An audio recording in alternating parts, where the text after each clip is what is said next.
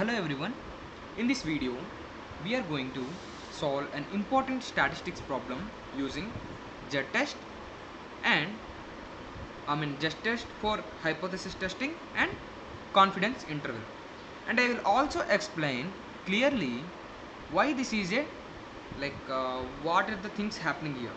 Okay, so let us understand the question first. So the floor manager of a retail stores claims that on average 100 women customers 100 women customers visit the store in a day.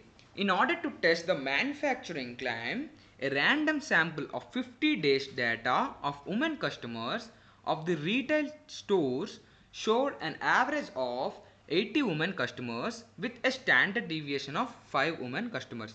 So it is a long question to read, but it is very simple thing to understand in hypothesis. If you got a hypothesis question, then don't leave. It's very easy thing. Okay, then even if you don't understand the question, then how can we solve it in a easy way?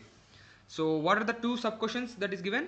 Test the manager's claim at 5% and obtain 90% confidence, obtain 90% confidence interval for two average women customers visiting the stores. Okay, now so given, what are the given terms? Given population mean, this means what are the average women customers? 100. And what is the sample mean? An average mean of 80 women customers with a standard deviation of 5. Standard deviation 5. Average population mean 100. Average women customers is the sample mean is 80. And sample size is 50 days. In 50 days, we collected the data in 50 days. And where we have to find the test the hypothesis at 5% level of significance. Okay.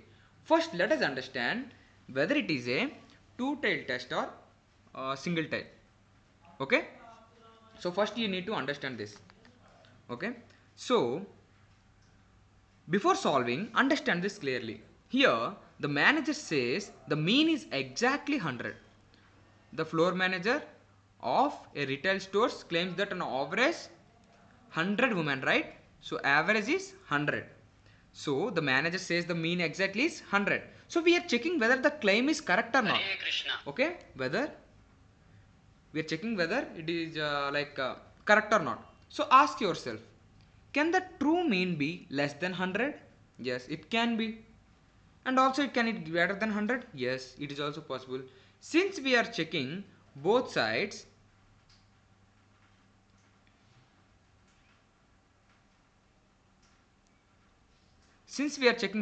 right? So it is a two-tailed test. So we write hypothesis, null hypothesis H0 mean is 100 and alternative hypothesis H1 mean is not equal to 100.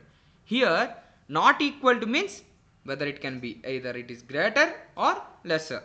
So we are taking two types of possibilities. Now for every, to test the hypothesis, right, the simple formula for every question, common question is the formula is Z is equal to x bar minus mu by S by root n. So everything is given in the question. Sample mean is 80, population mean is 100, standard deviation is 5 and the number of samples is 50. So calculate accordingly. Write the formula and calculate it, and at the 5% level of significance, Z alpha by root 2, here alpha means level of significance, the value will be 1.96. So you can ask me how you got the value. See, in maximum questions, in the questions which you will get in the exam, right, definitely they will provide the value of Z at the particular level of significance. Okay, don't worry about that. And now decision. So finally you have to write this conclusion as well, if the question is from hypothesis. Okay, since modulus of Z is greater than this one critical value, so we reject the null hypothesis. Okay, if the value of the Z, modulus of Z is greater than critical value, then we reject the null hypothesis. So you have to write the conclusion like this. The managers claim that the average number of women customers visiting the store is 100 per day is not supported. So it will be supported if, see, what is the null hypothesis statement? We are assuming exactly it is 100. So as we got the modulus of Z is greater than this, so we rejecting the null hypothesis. So it is not supported at the level of significance. What the question asked? Test the manager's claim. Okay, whether 100 is coming 100 or not, we have to test that. Okay, so we have to write this conclusion. And what is the second one? Obtain 90% confidence interval for the true average women customers visiting the stores. Okay, so formula for normal formula is for finding the confidence interval x bar plus z alpha by 2 into s by root n. This is the formula. Okay, for 90% confidence level, z alpha by 2 is equal to 1.645. Okay, now just substitute the values. X bar is 80, z alpha beta is 1.645, and s is 5 and n is 50. Calculate this and see 80 plus or minus, right? So there will be confidence interval will be in this interval. Okay, the final conclusion is like the true average number of women customers visiting the store lies between 78.84 and 81.16 with 90% confidence. That's all. Just remember these two formulas. If the question is asked from hypothesis, remember there will be two hypotheses, null and alternative. If the module of z is greater than the critical value, then it will be rejecting the null hypothesis, or else it will be supporting the null hypothesis.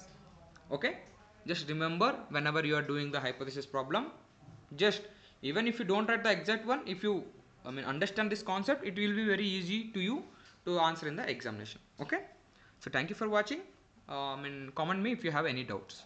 Thank you.